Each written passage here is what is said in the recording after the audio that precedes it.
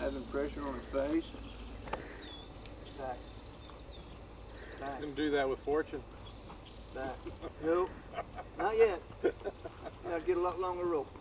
Because I'm really giving, like on the right turn, I'm really giving him this left hand. Because I'm trying to soften her face up a little bit so that when we do bid her up and we pick up a rein, see how she kind of fights me a little bit there?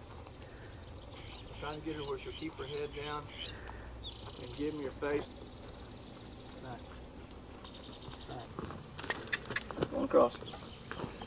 No, I'm cheating.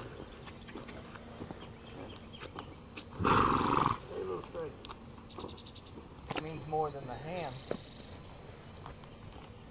And it'll get to where when you touch her with a leg, her head automatically go.